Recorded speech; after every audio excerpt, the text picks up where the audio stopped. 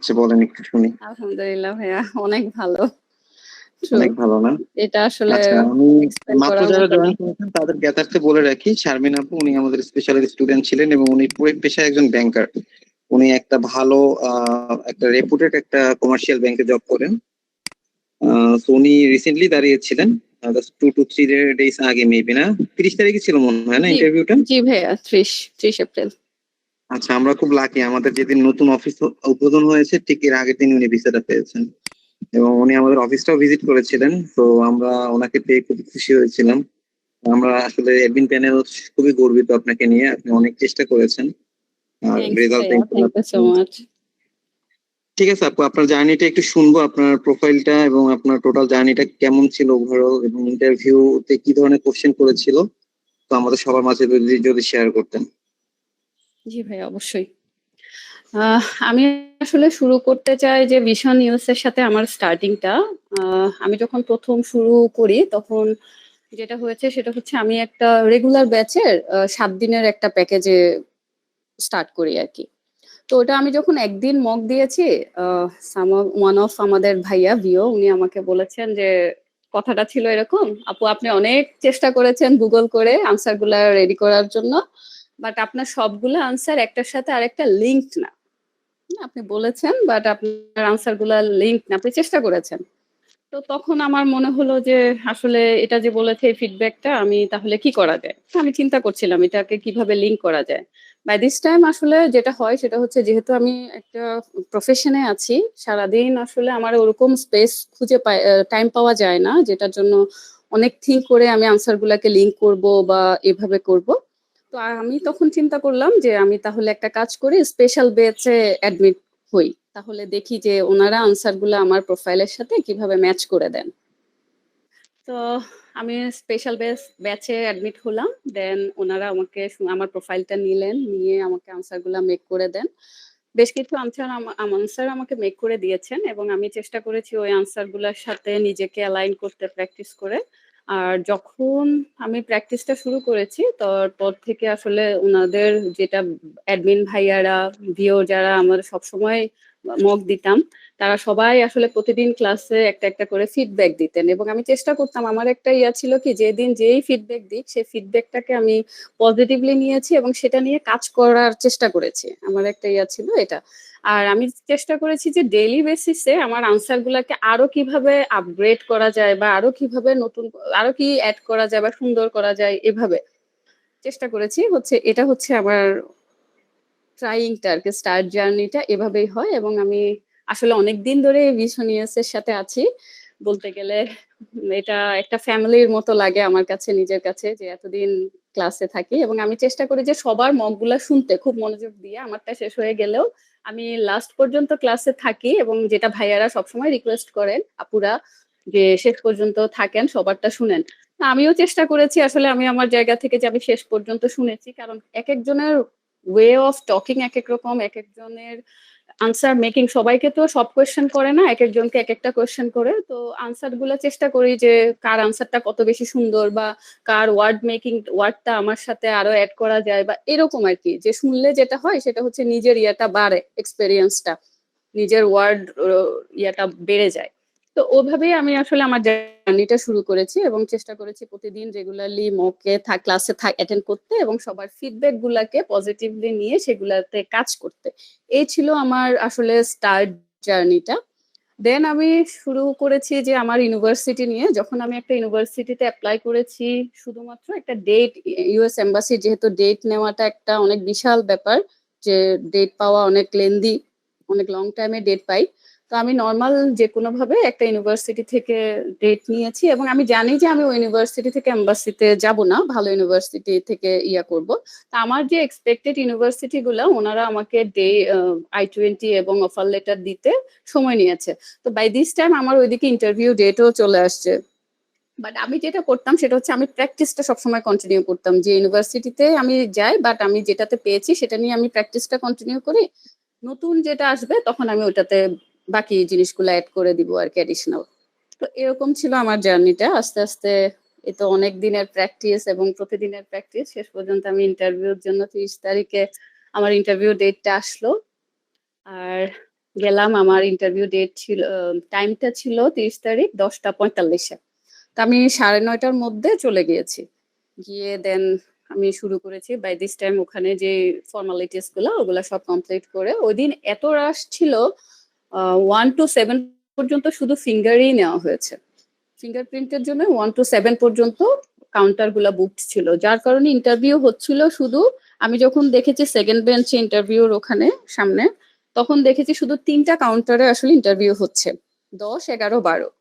আর এত ফ্যামিলি ভিসাও ছিল যে একজনের সাথে 5 জন করে করে ফ্যামিলি পার্সন গুলা ছিল, তো অনেক রাশ ছিল ওই দিন। তারপর দেখি যে হঠাৎ করে যখন দেখলাম যে 9 নাম্বার কাউন্টারে একজন ভিউ এসছেন, এবং উনি তখন বলে দিয়েছেন যে ওনার কাউন্টারে পাঠাতে পারবে। তা আমি তখন মিডলে আর কি, একদম আমার ইন ফ্রন্ট 9-এর ফ্রন্টে আমি বসে আছি, সেকেন্ড রোতে, ফার্স্ট রোতে না। তো আমাদের যারা বাঙালি ওখানে ভলান্টিয়াররা থাকে, তো ভিসা অফিসার ওনাকে দেখে বললেন যে আমার এই কাউন্টারে শুধু যারা ইংলিশ স্পিকার তাদেরকে পাঠিও, যারা বাংলায় কথা বলবে তাদেরকে দিও না। তো বাই দিস টাইম ওই সময় ভাইয়া যেটা করলো সেটা হচ্ছে সবাইকে একটু জিজ্ঞেস করলো, ভলান্টিয়ার ভাইয়াটা যারা F1 ইংলিশ প্রফেশন তারা একটু হাত তুলেন। তো আমরা সবাই যারা স্টুডেন্ট আছি সবাই হাত তুলেছে। তো উনি ফার্স্ট বেঞ্চ থেকে 2 জনকে সামনে দিলেন। তো ইন্টারভিউ দেখছিলাম আমি তখন, ওনার মুখোমুখি তো ভিওর, আমি দেখছিলাম যে উনি কি বলে, যদিও আনসার কি দিচ্ছে সেটা প্রপারলি শুনতে পাচ্ছিলাম না আমি ভালো মতো, কিন্তু দেখলাম যে 2 মিনিটের মধ্যে উনি প্রথম জন যিনি গেছেন তার ভিসা অ্যাপ্রুভ করে দিয়েছে। তো এটা আমাকে অনেক এনকারেজ করেছে। আমি চিন্তা করলাম যে ওনার কাছে পড়লে মনে হয় ভালো হবে। বাকি বাকি কাউন্টার যে 3টা কাউন্টারে হচ্ছিল ওখানে আসলে খুব একটা ভিসা হচ্ছে এটাও দেখছিলাম না, কারো এক্সাইটমেন্ট নাই, জাস্ট সবাই ইন্টারভিউ দিচ্ছে বের হয়ে যাচ্ছে এরকম। তারপর এরকম ঘুরে ঘুরে আমি যখন ফার্স্ট বেঞ্চে আসলাম তখন দেখি যে আরেকজনের ইন্টারভিউ চলছিল, সে হচ্ছে, তারটা আমি শুনতে পেয়েছি, সে হচ্ছে পিএইচডি জন্য ফুল ফান্ডেড।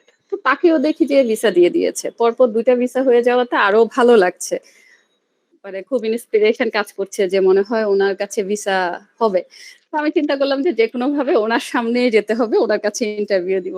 কিন্তু আসলে বললে তো হয় না, এটা সিরিয়ালি যেভাবে আসে যার। তো এভাবে আস্তে আস্তে যখন আমি আর এরপর দেখলাম যে উনি পরপর আরো 2 জন, 3 জন, 4 জন, পরপর 4-5 জনকে ভিসা এরপর রিজেক্ট করেছে। প্রথম 2 জনকে দিয়েছে, বাকি 4-5 জনকে উনি রিজেক্ট করে দিয়েছেন।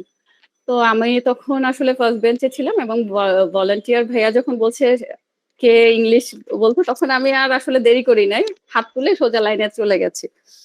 আমার যেটা হয়েছে পরে যখন আমি দেখছিলাম আসলে ভিউকে অনেকক্ষণ ধরে যে উনি কেমন, যখন আমি ওনাকে অনেক সুন্দর করে একটা গ্রেটিংস দিতাম, যেটা দিয়েছি, যেটা আসলে আমরা প্র্যাকটিস করি, তো ওভাবে অনেক কনফিডেন্টলি অনেক সুন্দর করে যখন উনি গ্রেটিংসটা দিয়েছে তখন উনি আমাকেও সেম রিপ্লাইটা করে গ্রেটিংস দিয়ে খুব সুন্দর করে, এবং একটা স্মাইল দেয়। আমি নিজেও খুব স্মাইলিং ফেসে ছিলাম। তারপর দেখি যে উনি আমাকে বলে যে ডকুমেন্ট পাস করার জন্য, দেন আমি ডকুমেন্ট আমার I-20 এবং পাসপোর্টটা ওনাকে পাস করি। তারপর উনি I-20 দেখে আমাকে বলছে যে ইউনিভার্সিটি অফ নর্থ টেক্সাস। আমি জি, ইয়েস। তো তখন উনি বলল যে, তখন যেটা কোয়েশ্চেনটা করে, হোয়াই দিস ইউনিভার্সিটি। আমি ওনাকে এক্সপ্লেইন করলাম যে আমি কেন ইউনিভার্সিটিতে যাচ্ছি। উনি আমার দিকে প্রথমে যখন হোয়াই দিস ইউনিভার্সিটি আমি স্টার্ট করছিলাম তখন উনি আমার দিকে একদম আমার ফেস টু ফেস চোখের দিকেই ছিলেন। তারপরে দেখছি যে উনি টাইপ করছিলেন কিছু একটা, টাইপের মধ্যেই ছিলেন। বা দিস টাইম আমি কোশ্চেন আনসার আমি বোঝার চেষ্টা করছিলাম যে উনি শুনে কিনা প্রপারলি, যে আমি কোশ্চেনের আনসারটা কতটুকু লেন্দি করব, আমি ওনার ফেসের দিকে দেখতে চাচ্ছিলাম যে উনি কতটা আসলে মনোযোগ দিয়ে আমার কোশ্চেনের আনসার গুলা শুনছেন।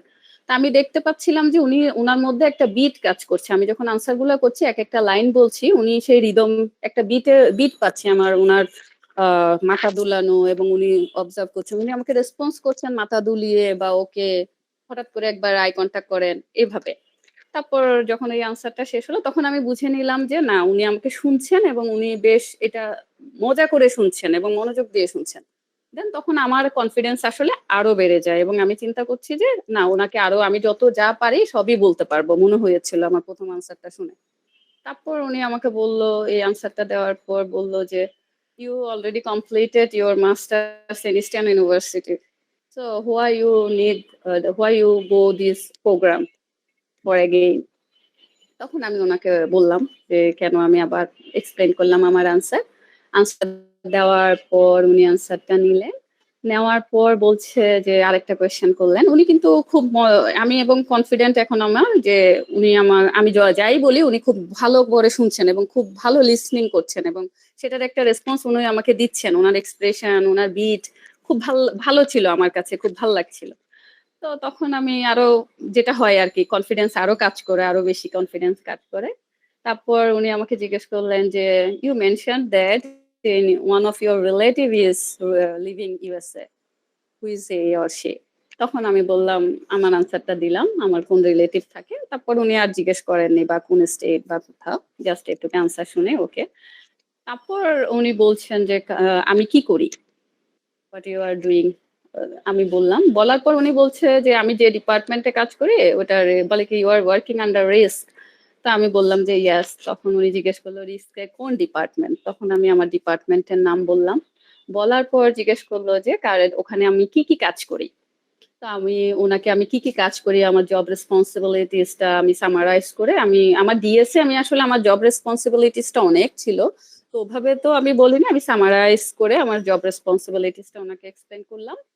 করার পর উনি নিলেন, নেওয়ার পর অনেকক্ষণ টাইপ করলেন। তারপর হঠাৎ করে আমাকে জিজ্ঞেস করলেন যে তোমার I-20 তোমার ফান্ড দেখাচ্ছে একটা অ্যামাউন্ট, রেস্ট অফ ফান্ড দেখাচ্ছে তোমার ফ্যামিলি মেম্বারের। তো তোমার ফ্যামিলি আসলে কিভাবে এই ফান্ডটা তোমাকে এক্সপ্লেন অ্যারেঞ্জ করে দিচ্ছে। তো এই কোয়েশ্চেনটা যখন করেছে আমি চিন্তা করলাম যে টেকনিক্যালি আমি করলাম কি, আমি যে একজন স্পন্সর, আমার ফ্যামিলি সেকেন্ডারি স্পন্সর, তো আমি টেকনিক্যালি, ও যেহেতু আমাকে আনসার কোয়েশ্চেন করেছে কিন্তু আমার ফ্যামিলি কিভাবে ইয়া করবে, ফান্ডটা অ্যারেঞ্জ করবে, তো আমি টেকনিক্যালি আগে আমার স্পন্সরটা বললাম যে আমি কি করি এবং আমার আর্নিং কেমন, আমার সেভিংস কেমন। তারপরে দেন আমি আমার ফ্যামিলির ফান্ডে গিয়েছি এবং সে খুব মনোযোগ দিয়ে শুনছে, কিন্তু সে আমার দিকে তাকাচ্ছে কম, শুনছে এবং টাইপ করছে। বাট সে যে আমার কথাগুলো খুব মনোযোগ দিয়ে শুনছে সেটা সে তার ফেসিয়াল এক্সপ্রেশন এবং কিছুক্ষণ পর পর সে আমাকে দেখে আমার সাথে আই কন্ট্যাক্টটা তার খুব সুন্দরভাবে হচ্ছে। সে আমাকে বুঝাচ্ছে যে আমি শুনছি, বাট আমি তোমার দিকে তাকাচ্ছি না হয়তো সবসময় একদম। যাই হোক, আমি ওটা বলার পর তখন সে আমাকে আবার আরেকটা কোয়েশ্চেন করে, কারণ আমি আমার সেভিংস বলেছি যে আমি আমার অ্যাকাউন্টে $28,000 সেভিংস করেছি হায়ার স্টাডির জন্য। তখন সে আমাকে একটা কোয়েশ্চেন করে যে তোমার I-20 $8,000 দেখাচ্ছে তোমার ফান্ড, কিন্তু তুমি আমাকে বলছো 28,000, কেন এটা? তা আমি তখন ওকে বললাম যে আমি আমার সব স্টেটমেন্ট, ফাইন্যান্সিয়াল স্টেটমেন্ট সাবমিট করেছি ইউনিভার্সিটিতে, বাট তারা এভাবে এটা আমাকে প্রোভাইড করেছে এবং তারা এইভাবে কনসিডার করেছে। তো তখন সে ওকে বললো আচ্ছা ঠিক আছে। তো তারপরে সে আমাকে জিজ্ঞেস করলো যে তাহলে তোমার ফ্যামিলি যে স্পন্সর করছে সে কি করে। এই কোয়েশ্চেনটা যখন সে করছিল সে কিন্তু আর কোনোভাবেই আর স্ক্রিন এর দিকে তাকাই নাই, সে একদম ফুল কনসেন্ট্রেশন এবং আই কন্টাক্ট তার ফুল ইয়েটা ছিল আমার দিকে। আমি আরো সুন্দরভাবে, এতক্ষণ যেহেতু আমি ওনার সাথে কনফিডেন্টলি বলেছি, তো বাকি এটাও সে আমার সাথে খুব সুন্দর করে অবজার্ভ করেছে, শুনেছে। শোনার পর জাস্ট কয়েক সেকেন্ড একটু টাইপ করলো, টাইপ করে বললো যে your visa is approved, please collect your passport within 14 days। And আমি তখন এত ভাল লাগছিল, খুশিতে তাকে থ্যাঙ্কস দিয়ে মানে কি যে অবস্থা, আমি আসলে আমার সাথে সাথে আমার এত মানে চোখ দিয়ে পানি বের হয়ে গেছিল, আমি কি করব বুঝতে পারছিলাম না। আমি জাস্ট বের হয়ে কিছু যেখানে সবাই ওয়েট করে বেঞ্চে ওইদিকে গিয়ে আমি আগে এক গ্লাস পানি খেয়েছি।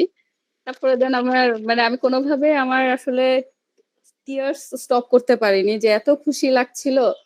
তখন একজন ভাইয়া আমাকে জিজ্ঞেস করছে যে আপু আপনার ভিসা হয় নাই। আমি বললাম যে হ্যাঁ হয়েছে। তো উনিও একটা কেমন একটা লুক দিয়েছেন আর কি, যে তাহলে এত কেন কান্না করতেছে, এরকম আর কি। তো এই ছিল আসলে আমার ভিসা পাওয়ার জার্নিটা। আর এভাবে এই আর কি, তারপর তো আসলাম, সবাইকে জানালাম এই। ওকে, ধন্যবাদ আপু আপনাকে। আর এই কান্নাটা ছিল হচ্ছে আনন্দের কান্না, রাইট? ডেফিনেটলি ভাইয়া, ডেফিনেটলি এটা আনন্দ এবং শুকরিয়া বোধ। সেটাই। আর দেখেন একটা জিনিস, এই শারমিন আপু কিন্তু আমাদের এখানে লং টাইম প্রিপারেশন নিয়েছেন। আর আমাদের হচ্ছে স্পেশাল ব্যাচে যেটা হয় কি, আপনাদের কিন্তু নির্দিষ্ট কোনো কোর্সের মানে ভ্যালিডিটি থাকে না, লাইক 1 মাস 2 মাস। আপনার যদি আজকে এনরোল হন, আপনার যদি 6 মাস পরে ইন্টারভিউ থাকে, আপনি 6 মাস পর্যন্ত আপনার 6 মাস পর্যন্ত কিন্তু আপনি আপনার কোর্সের ভ্যালিডিটিটা পাবেন। এবং মেন্টরশিপ যেটাকে বলে, হ্যাঁ আপু আমাদের মানে একটা মানে আপনি যতই ভালো হন, আমি জানি আপনি অনেক ভালো, আপনার অনেক লাইক আপনার ইংলিশের স্কিল অনেক যতই ভালো থাকুক না, মেন্টরশিপটা আসলে কতটুকু ইম্পর্টেন্ট আপনি মনে করেন, বা হ্যাঁ, এটা গাইডলাইনটা কতটুকু ইম্পর্টেন্ট? এটা খুবই ইম্পর্টেন্ট, কারণ ওই যে আমি শুরুতে বলেছিলাম যে ফিডব্যাক গুলা, হ্যাঁ আমি যদি ফিডব্যাকটা না পেতাম তাহলে কিন্তু আমার মানে আপগ্রেড করার অপরচুনিটি থাকতো না। এই যে ফিডব্যাকটা দেওয়া, এই যে মেন্টরশিপটা দেওয়া, এই যে প্র্যাকটিসটা করা, তাহলে হচ্ছে কি প্রতিদিন আমি নতুন নতুন করে আমি আমাকে আরো ভালো করার সুযোগ পাচ্ছি, বা আমার এই জায়গাটার আমি কাজ করার সুযোগ পাচ্ছি। এই জিনিসটা আসলে খুবই জরুরি, কারণ হয় কি আমি যেমন প্রথমে বলেছি আমি একটা রেগুলার ব্যাচে স্টার্ট করেছিলাম, বাট আমি স্পেশাল ব্যাচে এসেছি শুধুমাত্র কিন্তু এটার জন্যই। তো এটা অনেক ভ্যালু অ্যাড করে ডেফিনেটলি। আচ্ছা আচ্ছা আচ্ছা, আমাদের যে ক্লাসে যে ধরনের কোশ্চেন করা হয়, আপনি কি মানে অনেকক্ষণ তো ছিলেন অ্যাম্বাসির মধ্যে, এর বাইরে কি কোনো কোশ্চেন করেছে আপনি এরকম শুনেছেন? না না না, এর বাইরে কোনো কোশ্চেনই আসে নাই, বরঞ্চ আমরা যে পরিমাণ প্র্যাকটিস করি কোশ্চেন ক্লাসে, মানে অনেক বেশি। আসলে এটাতে যেটা হয় স্টুডেন্টের কনফিডেন্স অনেক বেড়ে যায়, যে কেউ নার্ভাসনেস কাজ যদি কারো করে সেটা কমে যায়, নার্ভাসনেস থাকে না আর এই প্র্যাকটিসটার কারণে।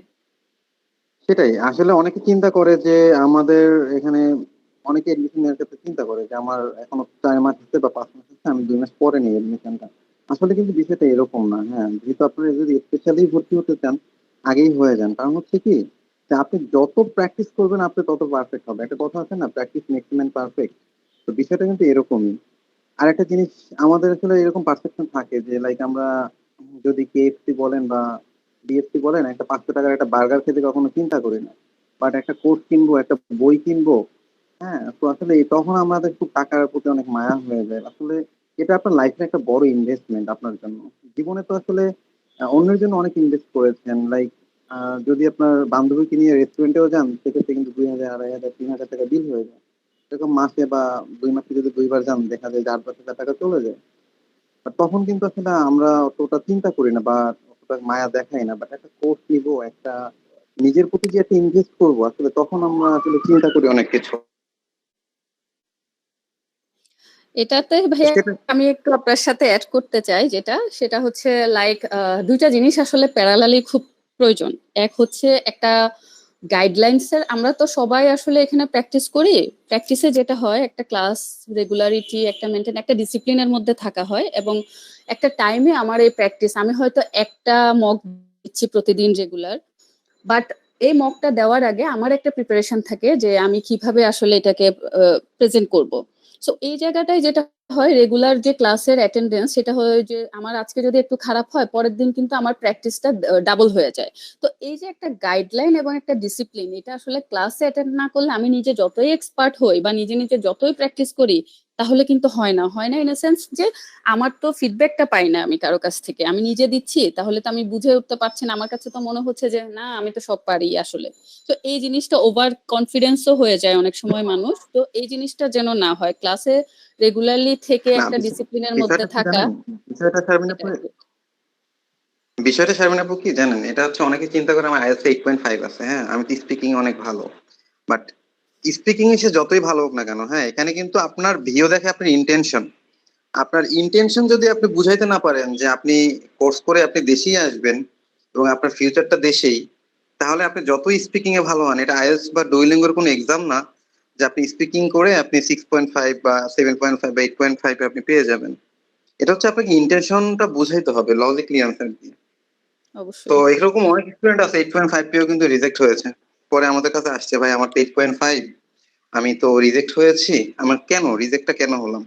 তাকে যখন কয়েকটা কোশ্চেন করলাম, তখন আসলে তাকে বুঝাই দিলাম যে দেখেন আপনার অ্যান্সার গুলো এইভাবে দিয়েছেন, এটা এভাবে দেওয়া উচিত ছিল, এই জন্য আপনি রিজেক্ট হয়েছেন। আপনি স্পিকিং এ ভালো, এটা কিন্তু ভিসা অফিসার দেখতে যাবে না। আপনি ইউএসএ তে যাবেন, একটা ভালো ইউনিভার্সিটিতে এডমিশন নিয়েছেন, আপনার স্পিকিং এ ভালো থাকবেন এটাই স্বাভাবিক। বাট স্বাভাবিক না সেটা, যেটা আপনি হচ্ছে ইন্টেনশনটা যদি বোঝাইতে না পারেন, সেটা হচ্ছে ইম্পর্টেন্ট। ডেফিনেটলি হ্যাঁ। আমি রাইট আর রং শারমিন আপু? Obviously you are right 100%। আচ্ছা, আপনারা যারা লেফট নিচ্ছেন, হ্যাঁ একটু পরে কিন্তু আরেকটা ভিসা এক্সপিরিয়েন্স আছে, আমাদের অপূর্ব ভাই, উনি আমাদের রেগুলার ব্যাচের স্টুডেন্ট ছিলেন। উনিও কিন্তু ওনার 30 তারিখেই ভিসা পেয়েছেন, না সরি উনি 29 তারিখে পেয়েছেন। উনিও কিন্তু ওনার এক্সপিরিয়েন্সটা শেয়ার করবেন। জি, আমাদের অ্যাডমিন প্যানেল থেকে ডন ভাই, রাহাত স্যার, তামান্না ম্যাম যদি আপুকে কংগ্রাচুলেশন জানাতেন যদি থেকে থাকেন। নোমান স্যার।